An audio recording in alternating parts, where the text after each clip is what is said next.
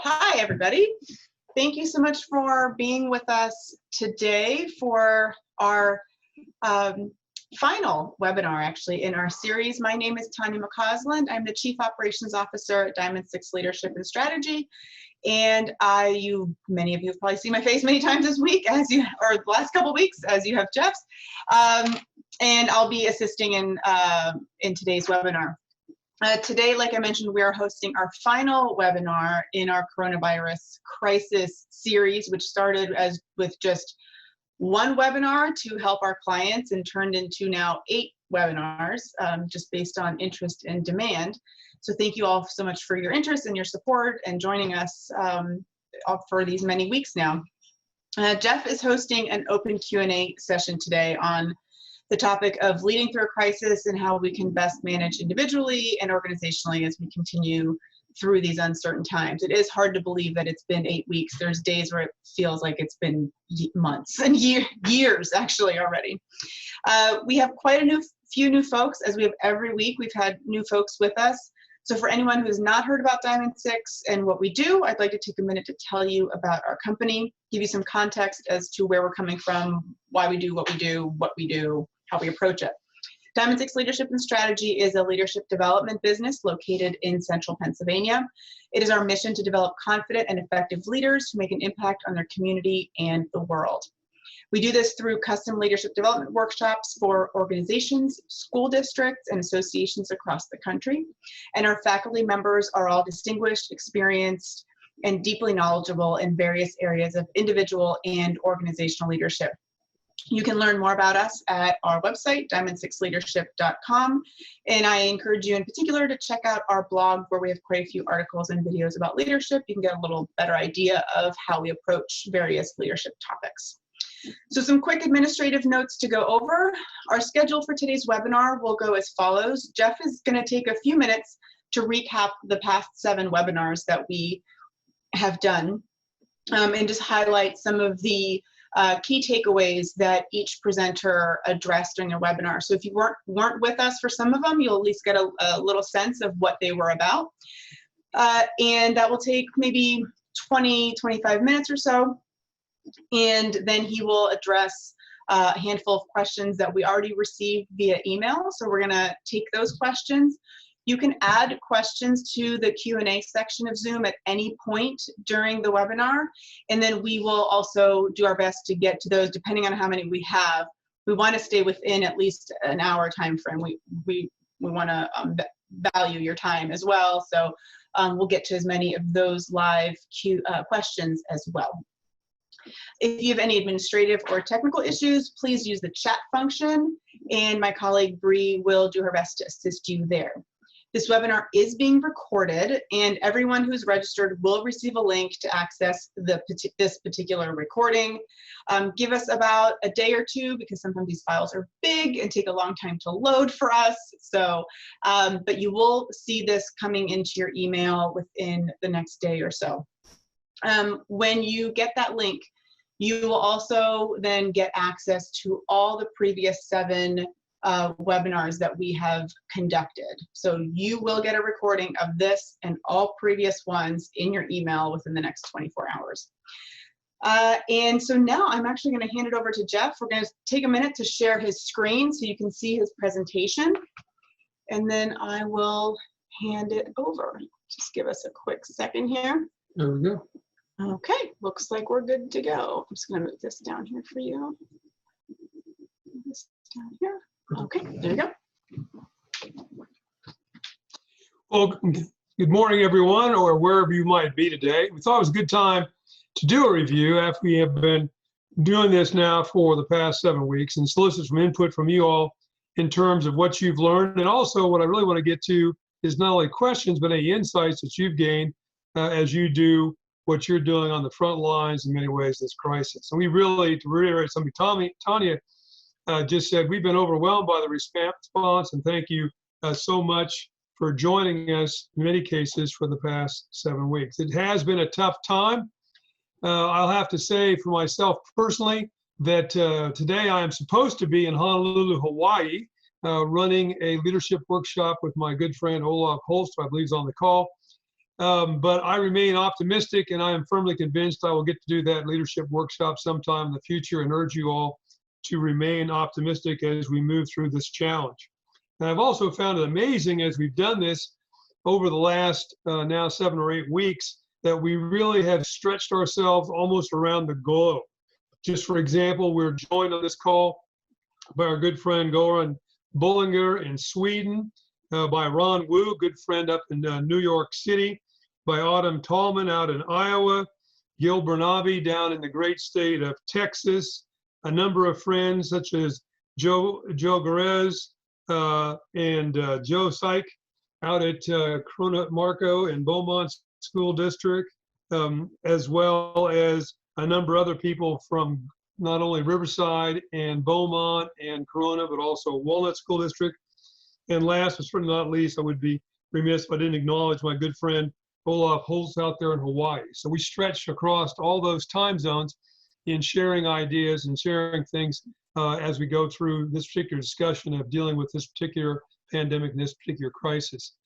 Kind of reiterate a couple things that Tanya mentioned at the onset. This course is our vision and mission statement, and our vision is really to develop every leader and organization to their greatest potential. When we came up with that, and we spent a lot of time thinking about that, because I think those are critical things for organizations at any time to reflect on, particularly during a crisis. I never imagined that that vision to develop every leader and organization to their greatest potential would include developing them not only for their greatest potential, but their greatest potential in a crisis. So now is your opportunity once again to share your insights and ask some questions along the way. I thought it important to kind of set some baselines or some foundations from where we began all this. And I always like to begin by discussing what we mean by leadership and what we mean by management, and differentiating those to a small degree. And you'll recall at the very beginning, I talked about this definition of leadership provided by the General and President Dwight Eisenhower. Leadership is the ability to decide what has to be done and then get people to want to do it. And never was that more of a challenge or more difficult than in a moment of crisis. As you can see right here, it is somewhat different from management. Management's about controlling complex institutions. That is not in any way, shape, or form to denigrate management. It is critically important, and you have made enormous management adjustments and management decisions in the last 7 or 8 weeks. Absent good management, any leadership will fail. But leadership, of course, is about moving organizations into the future and dealing with change. And all of us on this call or elsewhere would certainly agree that we have been involved in enormous change.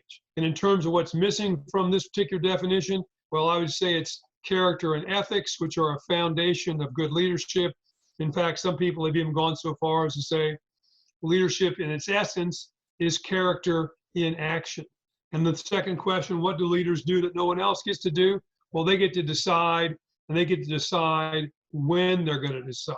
And that's particularly crucial in a crisis because it demands that a leader be decisive. And I'll probably come back to that point a couple times in this particular discussion. If a leader for any organization says, well, I'm going to wait until the entire situation crystallizes and becomes absolutely clear before I make any decisions, he or she will be swept away by the change that's ongoing based on the particular crisis that we're involved in. All leaders have got to be the decision maker of their organization, and there's no doubt about it that is never more important than during a crisis, and that means accepting a certain degree of risk. We began this conversation with an overview discussion on how to lead through the crisis that I gave, talking about certain strategies, and I stretched an awful lot about reassuring your team, building resilience in your team, communicating with your team, and using this crisis as an opportunity for learning and growth.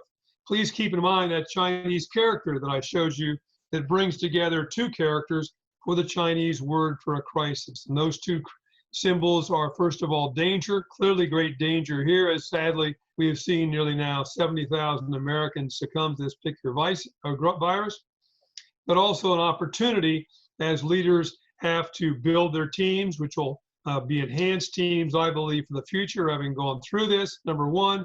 And number two, think about what the future holds for us and how we can adapt our organizations now to meet that emerging environment. I was followed by my good friend Chris Maxwell, who teaches up at Penn State University and also teaches for the Wharton School of Business at the University of Pennsylvania, who talked about positive psychology. And remember, Chris talked about the fact that positive psychology and looking at things positively actually has an effect on the stress that you undergo. It actually is a reduction in your stress level. It helps in that building of resilience in the organization and helps fighting those feelings of helplessness. We also know that optimists see success as permanent, while pessimists see it as temporary. And optimism and positive psychology also help us to be creative. Chris also provided you that character strength diagnostic that you might find important if you have not already done so, to take to kind of find those things that you really seem to be the best at in terms of personality traits.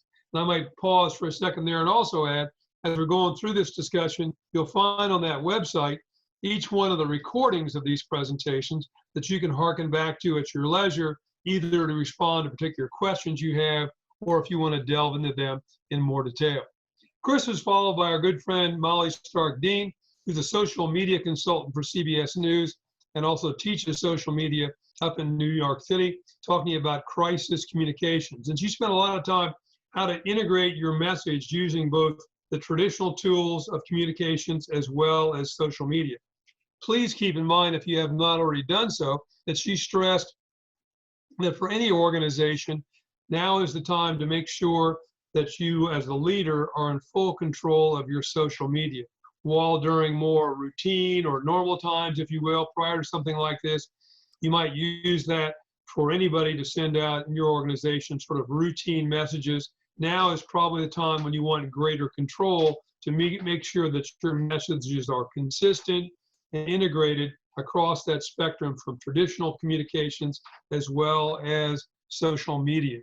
And last but not least, she pointed out some online and social media tools that you might look at to streamline your communications, while at the same time perhaps discussing with your team their own use of social media, because of course their use or misuse of social media, not only at times of stress, can reflect on them individually, but as a member of the team, particularly if they're in a leadership role, reflect on the organization. A very important talk, I think, was given by Kathy Maxwell about coping with stress and social isolation and how to break out of an unhealthy stress cycle. Kathy talked an awful lot about building up a routine, a schedule that you kind of fall into, and also thinking about mindfulness, deep breathing techniques, exercise, proper rest, etc. And all these being techniques to overcome fear and panic attacks, while at the same time realizing that you've got to emphasize the unity of the team, that we're in this together, and paying attention to how your team seems to be reacting. Focusing on others, she pointed out, actually reduces our individual anxiety. And then finally, I think a very important point, all of us seem to be continuously watching the media, and that can also raise your stress and anxiety levels to a higher and higher level. So perhaps think about doing that for only a particular period of time during the day and not being totally enmeshed in the day-to-day information coming out on the particular difficult things that the whole nation, in fact, the whole world are going through. I came back then now to talk about in more detail something I'd suggested at the onset. How do you drive organizational change in the midst of a crisis, and why it's a good time? Well, remember one of those things I suggested to you from an old friend of mine, which was, if you don't like change, you're going to like irrelevance even less. And why is it a good time? Well, as somebody once said, don't waste a particularly good crisis, because this is an opportunity to change, because everybody realizes the importance of the moment. To make those changes, you can change the climate, which often can be altered simply by a new person coming in, but that's sort of the day-to-day operation of how we do things. If I'm going to change the organization's culture, which is much more deep-seated and has much more to do with our strategy and how we operate over a longer period of time, that takes an awful lot of work, and some would argue the number one thing a leader actually, in fact, manages. There'll be a number of obstacles to affect that change. one of which is you have to change people's thinking. They have to actually think differently because the environment you're confronting obviously now is changing very, very rapidly. And that's hard to do simply because the people that got you there were the ones who were comfortable with the way things were before, and now they've got to adjust their thinking and their mental picture of the organization as you move into the future. What this demands, of course, is the leader taking in information, deciding quickly what is the vision he or she wants to move, making those fundamental changes in direction, perhaps brand, perhaps culture, and then making sure those particular things are pushed into the body politic. And the obstacles will be people who want to temporize on the change or people who want to stretch it out over longer periods of time. Tanya talked to you about how to communicate and lead in a virtually and socially distant world and how to remain productive and connected while at home. What are some of the do's and don'ts of digital communication? You know, I think one thing she emphasized was thinking about my communication on that spectrum, perhaps from high tech to high touch. What do we mean by that? Well, high tech, routine communications that can be sent out via email that just are for informational purposes and can go out to a large group of people. We'll have a Zoom meeting at 2 o'clock in the afternoon, and all of you on this particular message are invited to attend. Here's how to link into that particular call. What are high touch conversations? Well, high touch conversations are the more personal ones, talking about an individual, perhaps checking in on how they're doing, talking about their particular area, obviously much better done by telephone, since personal eyeball-to-eyeball meetings are more and more difficult. Tanya also talked about 2 types of meetings and making everybody understand when we're having a meeting what this is all about. And those 2 types are, is this an information meeting or is this a decision meeting? If it's an information meeting, it can be fairly quick. Everybody goes around the room for their particular area and says, just to keep everybody informed in my area, here's what's going on. Boom, boom, boom, boom, boom. This is what we're going to talk about. The decision meeting up front, information is sent out. We're going to decide about X, Y, and Z. Here are the options, or here's some of the information that affect this decision. So everybody comes in that particularly prepared. And at the same time, one has got to continue to communicate and inform while making sure that you don't drive yourself and everybody else crazy along the way by over communication, perhaps, and over meetings. Though certainly at the moment, for any organization, you probably cannot communicate too much. And if you think you're communicating too much, you probably got it about right in keeping everybody informed, stressing things such as empathy, connection, and the humanity in your particular communications.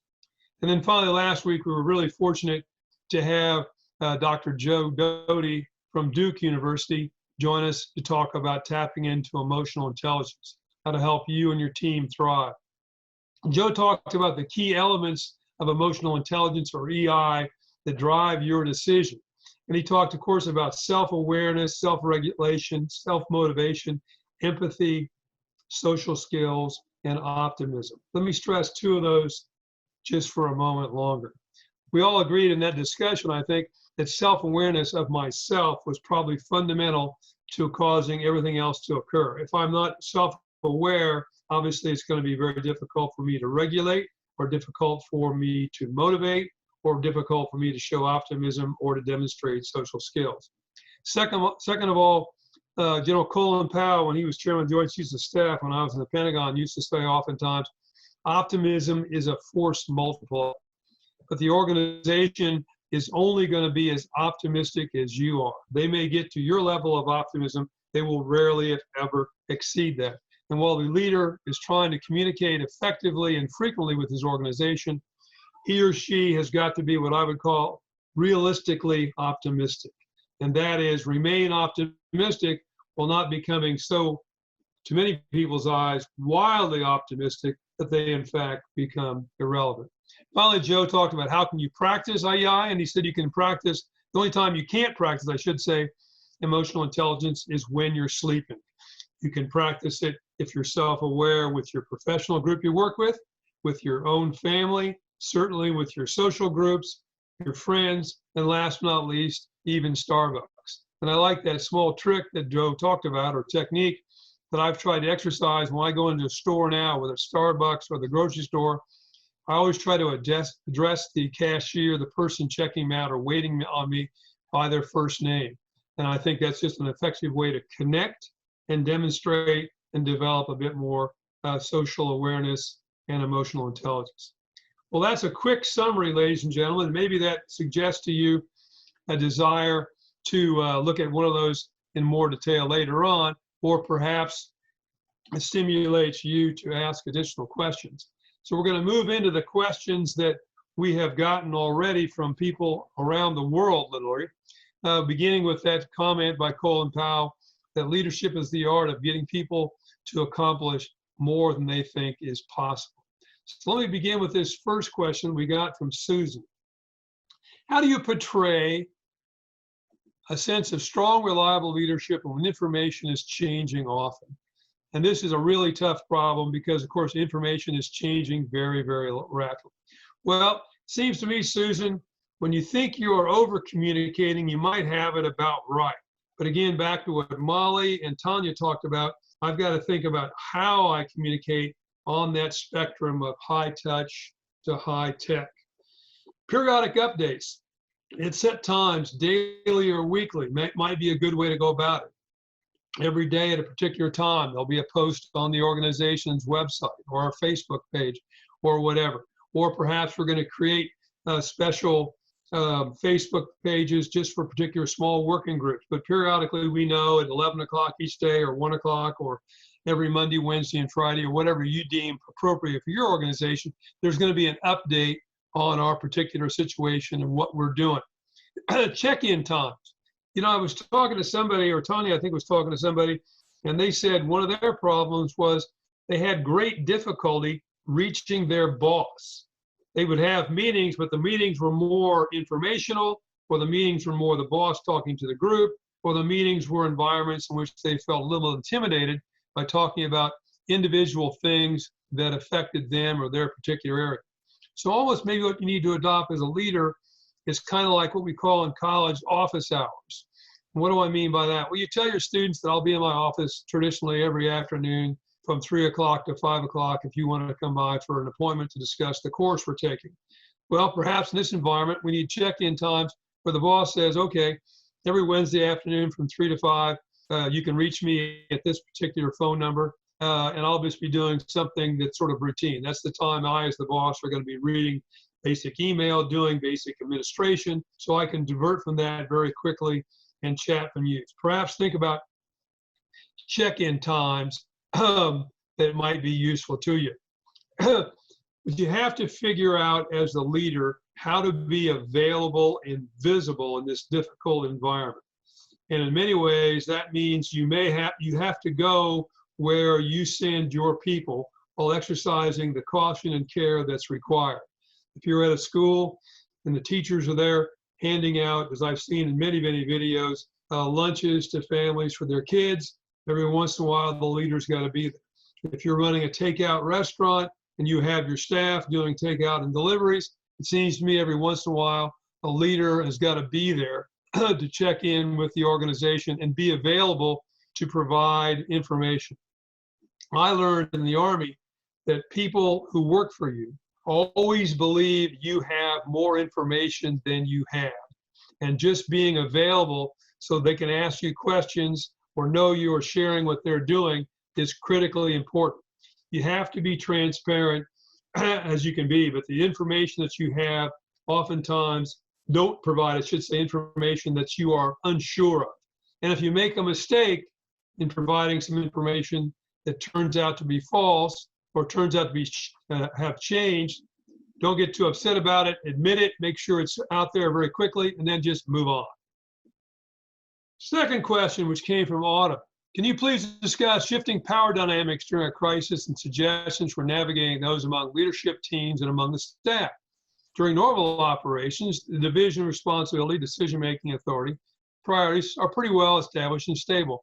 Pandemic has essentially stopped business as usual and accelerated changes. What are guidelines for who decides what seems more fuzzy now with a lot up for negotiation discussion? interpersonal dynamics seem more important to manage now, even among leadership. And I would definitely agree, Autumn, with that last statement. There certainly, I think, is a need in every organization, and I talked about it a good deal during my 2 talks about empowerment. The organization has got to be nimble, it's got to react quickly, and so the leader has got to encourage empowerment in the organization. In some ways, that is almost counterintuitive, though, because human beings, during a period of personal or organizational crisis, seek to gain more control over a chaotic situation. That is a normal, very normal human response. I always believe that's why in a crisis for an organization, we have more meetings, because the person in charge are doing a very human response, which is try to gain control over a chaotic situation. And one way to do that is to have more meetings to ensure I'm getting the right information and ensure I'm passing out the right instructions. I sat in on a fascinating webinar the other day done by folks who run Lincoln's Cottage down in Washington, D.C. They actually talked about Abraham Lincoln. And Lincoln himself fell victim to this, if you will. And every night when he was up in the cottage, which was during the summer months, and even in the White House during the winter, he would spend long hours reviewing the individual cases of soldiers in the Union Army who had been court-martialed for something or the other and were going to be executed. So here he was, President of the United States, in command of 1.5 million people under arms, and he was spending hours and hours discussing the case of one individual guy. And he was trying to find some reason that that particular soldier should not be, to the frustration perhaps of some officers, not be executed. And he interfered in their mind a number of times to make sure that was happening. That's just, to me, a classic example of a leader trying to get control, albeit in a very small, you'd say, or individual way, and in a chaotic situation. So the leader has got to try to step back, empower the group, encourage people to make choices, and that means that he or she has got to accept a certain amount of risk. They're going to do some things. It may not turn out as well as I had hoped, or they're going to do things perhaps differently than I might have done. And as a consequence, with that level of greater risk, the leader's got to accept a certain amount of accountability. I've got to be a heat shield for the organization, because I know if people are showing a level of initiative and empowerment that I've demonstrated to them, and things go wrong, and I fire them or I take off on them in a virtual meeting, that's going to just about destroy any nature of initiative throughout the organization. Also, if you're leading your boss, if you're not the person in charge, and you want to try to make sure that they do that, you see them, if you will, trying to take more and more control, slowing the organization cycle down, not defining the roles as clearly as you would like. Go and talk to them. Talk to them individually. Don't challenge the boss perhaps on this issue publicly. Reassure them. There's nothing, trust me, that a boss likes more, I would think, and it's happened to me in difficult moments, than to have somebody come up to me about a particular aspect of the problem, look me dead in the eye and say, I got this, boss. Don't worry about it. I'll take care of that, and I'll let you know how it went. Finally, at the same time, you need to pay attention to the fact that some of the people who perform individually or show great initiative or are your high performers during more normal routine times will be overwhelmed by the crisis. We all have a personal crisis in our own lives going on with our children, perhaps with aging parents, etc., that can cause us to be just individually overwhelmed. So some of your best performers, you may find, to your surprise, will be overwhelmed by circumstances. But the interesting thing that's always happened to me, other people who I thought were kind of marginal just kind of step up. They enjoy the opportunity to show what they can do. So keep an eye out for them. David C. asked the following question: can you discuss coping with isolation? Well, again, you might take a look, Dave, once again back at what Kathy Maxwell talked about. I would begin by saying it's important to realize that everybody in the organization is having that same problem, you as well. Personally, for me, I've found over the last few weeks, exercise that gets me outside on my bike beats back the isolation. And there's clear evidence physiologically that the body actually secretes certain hormones that help us with our mood and our attitude. I was in another discussion just the other day run by a large financial corporation, and they had an interesting way of looking at how to handle this problem of isolation.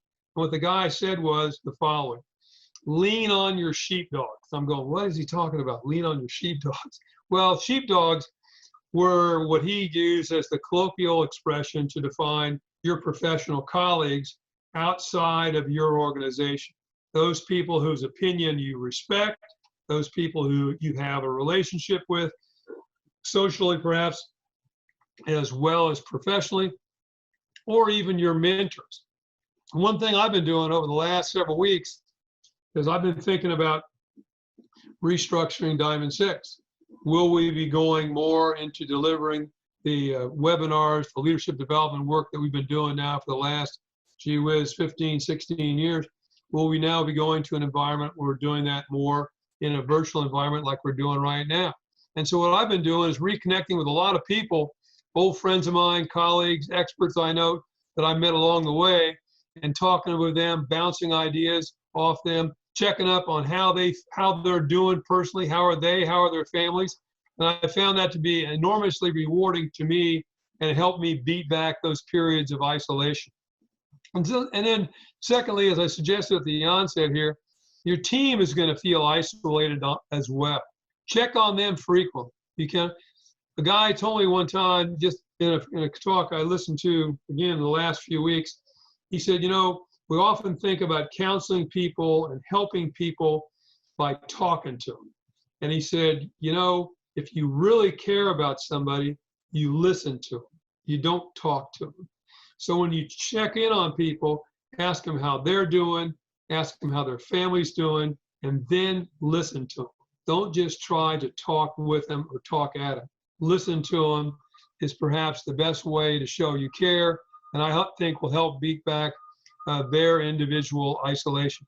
As I suggested a moment ago, perhaps offering them times that you can be reached, or if you're finding it difficult with your boss, suggest to him or her, could he or she set off some particular publicly announced periods of time where members of the staff can reach them. And then finally, and last but not least, a large number of the people who I know are on this particular call have attended one or more of our Diamond 6 leadership workshops here on the fields at Gettysburg, or been with us to do our workshops using Pearl Harbor as a case study, et cetera. And we always break you down into groups, squads, shifts, et cetera, and everybody's got a battle buddy. Well, if you haven't called and checked up on your battle buddy, do so. That's what battle buddies are all about, seeing how you're doing and helping you deal with periods of isolation. A topic that we didn't spend any time on really per se, that might be a topic if we see the opportunity or decide to move forward and do this on a more continual basis, is how do you build effective teams across an organization during a crisis? And Joanna offered that question, and it's a great question. I think where I'd begin with is back when I talked to you before about organizational culture. Organizational culture is essential to any organization. And one aspect of organizational culture is the history of the organization. What have we been through as an organization? What is our past?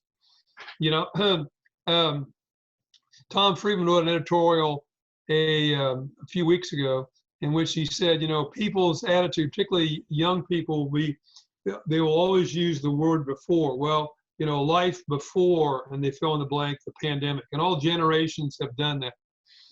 People, my parents probably talked about life when they were a youngster before the Great Depression, or they talked about their life before World War II. So those particular periods of time, such as we're undergoing right now, will be an essential part of the culture. And frankly, and I'm pretty confident, knowing the people I know who run many of the organizations you represent, I have confidence they're doing a great job, that the nature of a crisis will bring a team together. I'll give you an example. When I was at the Naval Academy, we got a new superintendent, a new 3-star admiral was put in command. He took command on or about the 1st of July. In the middle of August, a northeaster came up the coast of the United States and dumped a whole bunch of rain and flooding, coastal flooding right along the Maryland coast. And Annapolis, Maryland, sitting right there on the Chesapeake Bay, was flooded. As I always say to people who are in IT, where do you put large computer servers in buildings, particularly academic buildings? Well, that's an easy question. You put them in the basement. Great. Well, how do basements work out when you have a flood? They fill full of water. If it's the Chesapeake Bay, it's salt water. How do computer servers react to being submerged in salt water? Answer, not very well, okay? So we had all the buildings flooded, and we got 4,500 midshipmen and almost an equal number of faculty and staff now coming back for the onset of academics. We pulled this off. When I talked to the soup later on, I said to him, I said, boy, that must have been awful having so shortly after you took command, shortly after you took charge of that team. He said, you know, in retrospect, it was great. He said, because I got to know the team more quickly and we became a cohesive team. They became my team much more quickly than if things had gone on routinely. So in a way, I'm back to a crisis can be an opportunity for team building, and it certainly will be part of the collective cultural memory of the organization. Certain things can help. Once again, I think empowerment is important to team building, encouraging initiative is important, and certainly encouraging feedback from the organization. That old saying by Lincoln, God gave us 2 ears and 1 mouth because he was trying to tell us something. A great book by Patrick Lencioni touches on this whole idea of team building called The 5 Dysfunctions of a Team. And what he encourages leaders to do in trying to beat back those dysfunctions is to encourage the teammates to trust each other, make sure conflict is unfiltered. We need to have conflict in the open because conflict, when managed correctly, actually is good for an organization. We need to make sure everybody commits to decisions. We need to make sure everybody actually holds each other accountable for what portion of the action we are responsible for. And the leader needs to focus on achievements of collective results. We need to look at small wins and talk about small wins, how the organization is doing. One final thing you might try to do in building the team during this particular time is reemphasize the values of the organization. The values we stand for is something we rally around. We particularly rally around those when things are very difficult. Next question from Chelsea V. What tips or strategies can you share on having difficult or necessary conversations as a leader or a manager? Oh boy, this is a tough one and a very appropriate one, Chelsea. You know, by some surveys, having difficult conversations and conflict resolution is the area most CEOs believe that they individually need the most development. When you ask them, where do you think you need to be developed? It's in the area of conflict resolution and handling these kind of conversations. But again, as I mentioned a moment ago, conflict is not necessarily bad. Conflict, when managed, allows you to identify blind spots. It allows you to re-examine or talk about your group values. You get issues in the open that may be, you know, behind the door that's actually undermining how effective the organization is doing. And by doing so, actually might over time enhance cohesion, certainly improves dialogue, and if managed again, can expand trust. But it certainly can be bad if mishandled. There's no two ways about it. Remember, and this is absolutely true for human beings, when an individual is stressed, they have a tendency to fall back on intuitive reactions which satisfy their own personal emotional needs. When challenged, put in a difficult situation or whatever, they may respond certainly emotionally as opposed to logically.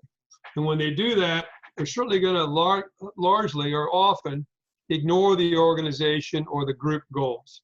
For really difficult things, telling someone they're fired, furloughed, etc., handle it privately while realizing that everybody in the organization is in a way watching what you do.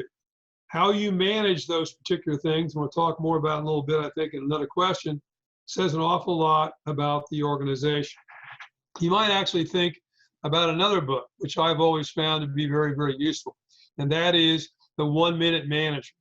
1 minute goal setting, 1 minute counseling, and one and 1 minute praising, and use that as a vehicle to figure out where am I at, praising, goal setting, or counseling in terms of having this particular conversation. Praising is easy, needs to be done publicly if at all possible, or as public as you can in the current environment. Finally, when I got this question, I was thinking about this, went back to some research that I'd done on it, came across this particular recommendation on how to handle in 3 steps a conversation when you have been challenged personally.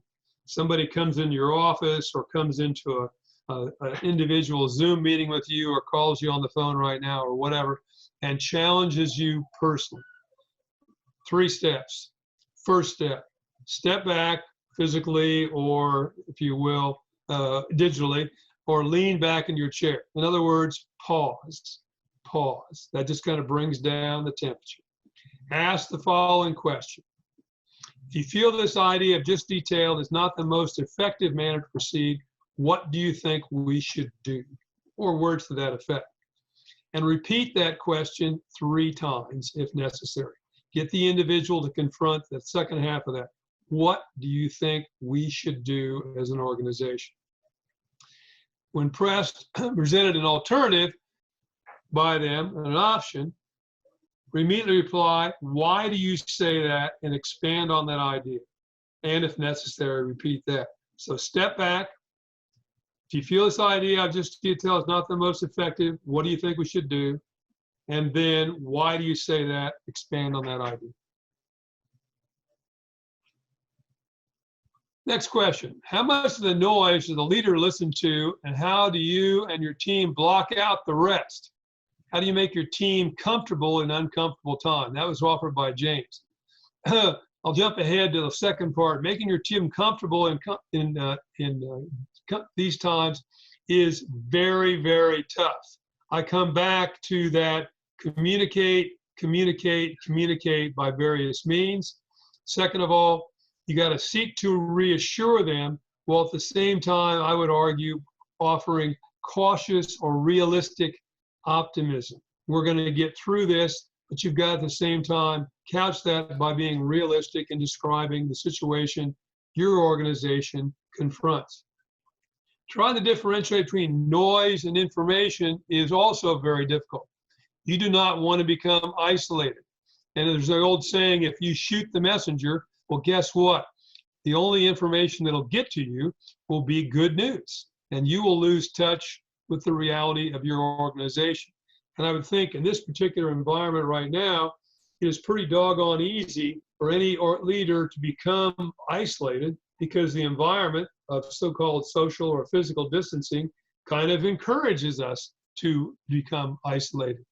Certainly, as you differentiate between noise and information, one of the questions you have to ask yourself is, who is this coming from?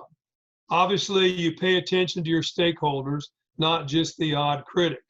And one thing every organizational leader needs to do, particularly in a crisis, and we touched on this, I think, at the onset or during our discussion of organizational culture and change, is think about who really are my stakeholders. A number of you I know work for large urban school districts, and I've often thought that large school districts, one of the challenges the leadership has is they have so many stakeholders, so many different stakeholders. If you're a superintendent, for example, well, obviously you have the teachers, obviously you have the district staff, then you've got various other members of the staff, be they food service, be they transportation, be they buildings and grounds, be they the athletic department, you got that.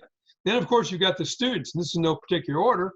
Then you've got the parents of the students. Then you've got the school board, then you got the parent-teacher association, then you got the community leadership, then you got the state, then you got the federal government, the Department of Education, and all of those are stakeholders telling you how you ought to run some aspect of your particular organization. So you got to pay attention to your stakeholders in terms of how much do I listen to and how much do I block out along the way. As we get towards the end here, I've added, just by coincidence, I've added a few quotations and a couple of poems that I think illustrate, and I'm now going to give you the first one. If you think about critics, you know, in my next life, I've decided that what I really want to do is be either a theater critic or a sports writer, because theater critics and sports writers got it made. They get to go to the ball game for free normally, or they play for free, and they never get up on the stage, or they never have to go to bat. They get to critique everybody else's performance. You know, it's a great job. It's really a good gig. I often have used this particular quote, which I'm going to read to you, which is a speech that Theodore Roosevelt delivered in Paris on the 23rd of April, 1910, almost exactly, oddly enough, 110 years ago when I looked it up just the other day. Roosevelt had been out of office for 6 or 7 years. He actually had come to Paris after being in Africa big game hunting, because he was a big outdoorsman. But this particular quote, when you think about those critics, is called The Man in the Arena. And every time that I have gotten criticized, and nobody likes to be criticized, I've tried to reflect on this one to give me some solace along the way. And it goes like this. It is not the critic who counts, not the man who points out how the strong man stumbles, or where the doer of deeds could have done them better. The credit belongs to the man, or woman, of course, who is actually in the arena, whose face is marred by dust and sweat and blood, who strives valiantly, who errs, who comes short again and again, because there is no effort without error and shortcoming, but who does actually strive to do the deeds, who knows great enthusiasm, the great devotions, who spends himself or herself in a worthy cause, who at the best knows in the end the triumph of high achievement, and who at the worst, if he or she fails, at least fails while daring great, so that his or her place shall never be with those cold and timid souls who neither know victory nor defeat. So if you think about your critics and you're starting to get a little overwhelmed, give old Theodore Roosevelt a chance, and you might find that to be helpful. Next question, provided by Ryan. How do you step back and not be so sensitive to criticism of those we answer to that don't fully understand the 30,000-foot level would help? Well, of course, 30,000-foot level is, in fact, the strategic level. And unfortunately, and here I don't mean to be rude, but I think I've got to be honest, as Colin Powell again used to say, you can't be in charge without pissing somebody off. If you're trying to make a decision that's going to make every single person in the organization, every single stakeholder very, very happy, trust me, you're going to fail far more often than not. Being a leader, you have to understand, is going to be lonely. When I worked in Washington, D.C., we used to have a saying, if you want a friend, buy a dog, because that's about the only friend you can depend on through every particular decision and trial that goes on the way. Now, that being said, there's some things that you can do that I think will be helpful to you.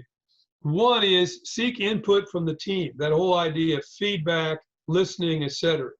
I've often commented in large groups working with school districts that I knew a superintendent once upon a time, and what he did was he had a meeting once a quarter with the bus drivers. And he said by doing so, he thought he kept his finger on a particular part of the organizational pulse. Obviously, that's more difficult, but if you could have, a Zoom meeting with some slice of your organization, just the teachers if you're in a school district, or the bus drivers, or mid-level managers if you're running a large corporation, and just get a feel from them. Trust me, if nothing else, they will appreciate the opportunity for you to hear them. Whether you do anything about what they offer, just that you took time to listen to them will be very, very important. Back around 2000, the United States Navy actually created a program, and they titled the program 30-somethings, because there was a television program back in those days entitled 30-something. What they did was they brought together a bunch of junior enlisted guys and young officers, because the Navy was, as all the services were losing a high number of young non-commissioned officers and young officers at about the 9th or 10th year of service. And these were high-performing people who, for a host of reasons, were leaving the service and going to something else. And no corporation obviously can afford to lose that degree of highly qualified people. So they brought them together, a small group of them, took them to a bunch of locations to look at how other organizations worked, brought in high-class speakers, And the CNO, Chief of Naval Operations, would give each group a particular human resource problem he was having, and they were to come together and talk amongst themselves and then brief him on what the Navy should do. And I'm thinking, frankly, of some of the corporations I work with, of resurrecting that idea and running some workshops for mid-level managers that bring them together as a development vehicle for them, while at the same time having them think through what should the organization be thinking about more broadly as we go into the future. Another thing you can do is seek advice from your network outside of the particular area of your profession and your mentor. Certainly think about emotional intelligence, and controlling your own personal emotions is helpful here. And then finally, you might want to emphasize the mission, vision, and the values of the organization. And that helps to bring everybody up to the 30,000 foot level. If you can take a decision and then track that back as people question it, back to that mission, vision, and values, then you've kind of connected the dots for them, and it makes their criticism a bit more difficult. And a final comment on criticism, which have been part of the last couple of questions, is a poem. One of my favorite poems by Rudyard Kipling called If. And I'm only going to read the last stanza. Bree, who's on this call, I'm going to ask her when she sends out a particular recording of this that she includes the YouTube link to Michael Caine, the famous actor, reading this, which I find particularly stirring. And the last stanza goes like this by Kipling. If you can talk with crowds and keep your virtue, your ethic, or walk with kings nor lose the common touch, talk to the team. If neither foes nor loving friends can hurt you, if all men count with you, but none too much, if you can fill the unforgiving minute with 60 seconds worth of distance run, yours is the earth and everything that's in it, and which more, you'll be a man, my son. And I recommend Kipling to you as you're thinking through criticism and getting the organization to the 30,000 foot level. Question 8, how do we prepare ourselves and our team for reentry and return to normal? What are some of the things leaders can do right now to guide their process in a healthy direction? Well, Jason, that's a great question. Some of that is going to be unique to the organization, and some of that is also going to be a technical question. For example, obviously guidelines provided by the CDC or other medical institutions in state and community locales are going to be critically important if you were running an organization that provides food service. Obviously, if you're a law firm that does taxes, you can remain decentralized for a longer period of time. So I think it's part of the organization will be key in how you go about preparing yourself for reentry. Getting a sense from the team as you return to normal, because each person's situation may be somewhat different. It's not just you returning to normal, but each of those people returning to normal as well. And for the example, of course, is key. In each individual family, what does that mean for them? If the schools don't reopen up and the dad and mom go back to work, well, then how do we take care of childcare? And be sensitive to those particular issues for each member of the team, perhaps. And then finally, you got to lead from the front. You got to be prepared yourself to not only get the information out to them about how we're going to conduct ourselves, but make sure that you conduct yourself as well. You got to remember an old saying we used to have in the Army, which is officers are always on parade.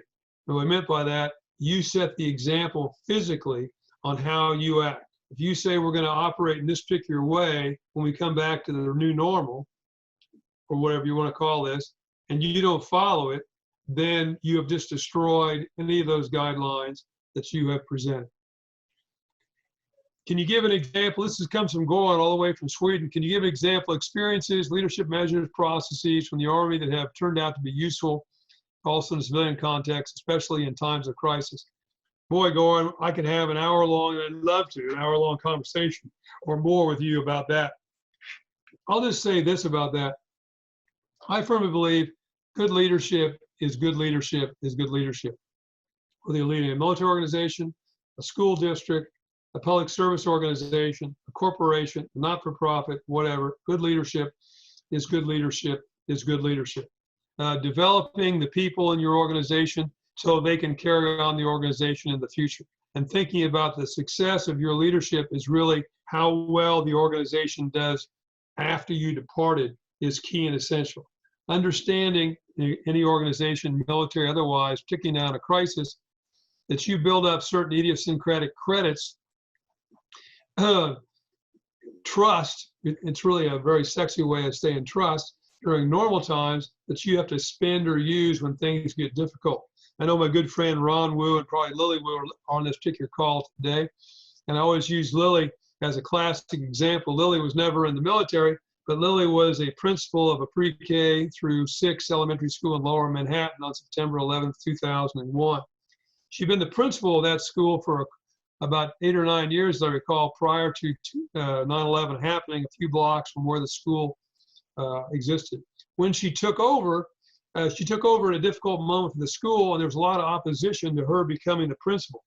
For the period of 9 years, she built up trust and confidence in that team so that when the crisis occurred, they all were 110% behind her. And that's a classic example of what we do in the military that also plays out in peacetime.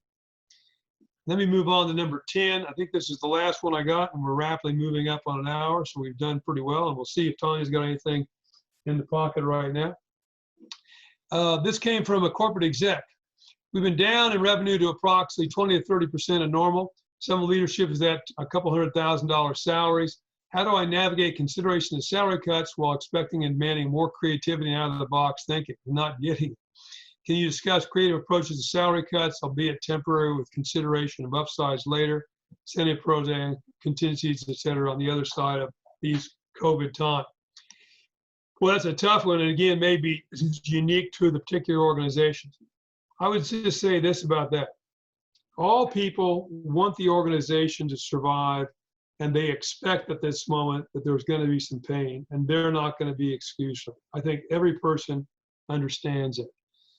All people go join an organization because they want to do well. I don't believe anybody joins the Army, takes a job in a school district, takes a job in a corporation, and with the attitude at the very beginning of, I can't wait to go to work so I can screw up. I just can't wait. I am so excited about screwing up. I can't believe it. So I think they all want the organization to survive, prosper, and know there's going to be some pain. But they believe firmly that loyalty is a two-way street. The organization wants them to be loyal to the organization, and that loyalty will exist if they perceive the organization is loyal to them. And that particular level of loyalty is stressed at these particular moments. So there's going to be pain. They just want the pain to be shared. I was listening this morning to a public information guy for United Airlines, and they're doing some things that I found somewhat interesting. They began by asking for voluntary hour reductions to see if they can reach the financial reductions they need to make in payroll by just having people voluntarily move from 40 hours to 30 hours or even less. And they've seen some reaction to that. And that goes back to each individual family has a different situation based on perhaps caring for children or caring for aging parents or whatever during the crisis. So they've seen a very, very strong response. The senior staff of the organization have taken 20 to 50% cuts in their particular salaries. The CEO actually announced that he was taking a 100% cut in salary, and he was going to work for the year for $1. Okay? Shared pain. The other thing you can think about is, are there ways to offer retirement packages, incentives to reduce the workforce? You may have some people who are approaching retirements. Are there ways that we can incentivize that right now, or perhaps encourage people to take an early retirement, albeit at a slightly reduced rate, which will reduce, again, our overall workforce population and move some of those costs from payroll into our retirement account. To do these kind of things is hard. Back to those difficult conversations. There's a need for honest, transparent, and continuous communication. And keep in mind, as you make these difficult decisions, that again, the entire organization is watching on how you handle these. They may be relieved if they are not immediately affected. In other words, if you if you announce a cut and they don't get cut, they will be relieved. But at the same time, it will raise their expectations and tell them to some degree, how loyal the organization is to them. Well, ladies and gentlemen, I think we've got all the questions that we've gotten so far. If you have any other questions and you send them to me today, I will make a point of replying to you by email and answer your question. So let me wrap up and turn it back over to Tanya here for a couple of announcements. You know, as I was thinking about this particular wrap-up session across the last 8 weeks, I thought to some degree we may have suggested something that's slightly incorrect or sent a misperception out to the organization. And that was that, you know, that leadership can be mastered. And if you can master emotional intelligence and organizational culture and change and dealing with stress and effective communications, that if you can master these, then you eventually will become a master leader, and you've got it, just like hitting a curveball if you're a baseball player. Well, the reality of this is that I was reading an interesting article which was entitled The Incomplete Leader. And what the author stressed in that article was that leadership development, I'm firmly convinced of this, is a journey and not a destination. It's a journey. We all are working on it. We're all incomplete. We all need to be self-aware. By our basic personality traits and whatever, there are certain things that probably we'll never be very good at. But we have to recognize that we are incomplete, and we are only going to be as good as the team we build around us and the ability to find people that perhaps at times make up for our own particular weaknesses. If we think we're going to master this, we're wrong. And I want to use another short quote from a poem that Dwight Eisenhower always carried around in his pocket. And he quoted this, read this in June of 1965 when he was on a ship heading back to Europe for some kind of a commemoration about the end of World War II. And the last stanza of the poem that Eisenhower carried with him throughout his military career went like this: "The moral of this quaint example is to do just the best that you can. Be proud of yourself, but remember, there is no indispensable man or certainly woman." And so the moral of this quaint example that we've done for the last 8 weeks is just that. We all need to work hard, do the best we can. I'm confident you all are doing that, but none of you are indispensable, nor am I, certainly. But I want to thank all of you. You have made this quarantine period so far easier for us. To have a sense of purpose, to be useful, is certainly one of the most important and satisfying feelings any human being can have. And you have done that for us by your participation each week and the questions you submitted prior to this particular seminar. And we're reassessing where this goes in the future, keep you informed about. I thought it important to tell you that at the particular moment. I'm going to talk to you a second about something we're going to do next week in concert with the Carnegie Council for International Affairs in New York. So before I hand this back over to Tanya, I want to say the following, and that is I want to thank Tanya, my daughter, who has been the prime director and producer of these particular Zoom webinars and come up with all the great ideas throughout the last several weeks. I want to thank Bree Buffington, who I knew was on the call, who has been done a fantastic job in advertising, coordinating, getting all the email out to everybody so we can get everybody on these particular call. Obviously, we want to thank that great group of faculty that we have here at Diamond Six, a number of whom participated in these particular webinars. And as we move ahead, I only hope that you and your family and your team stay well. In the not too distant future, we all meet without social or physical distancing. God bless you all. Please let us know how we can help you. As I said before, let us know how you think. If you have any other questions, please submit those questions to us by email, and we'll be happy to answer. I've got to talk about this real quick, and then I'll give it to Tanya.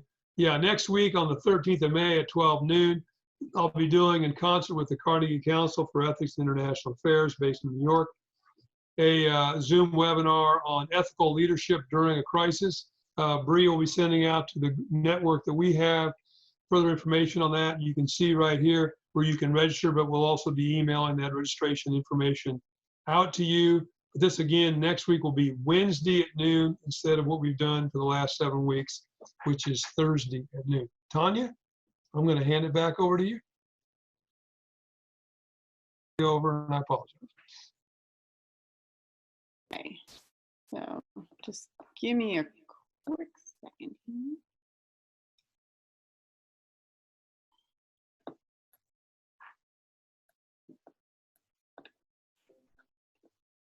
Okay, am I reverbing? I am. I will come over there.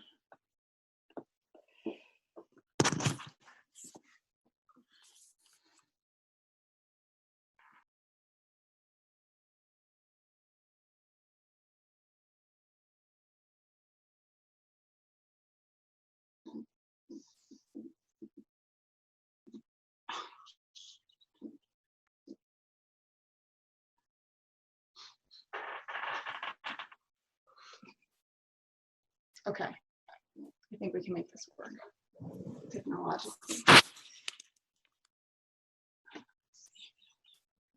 Too many computers. Okay. This is not going to work.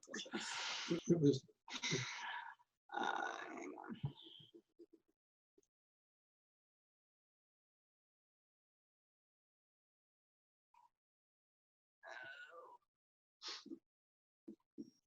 Okay.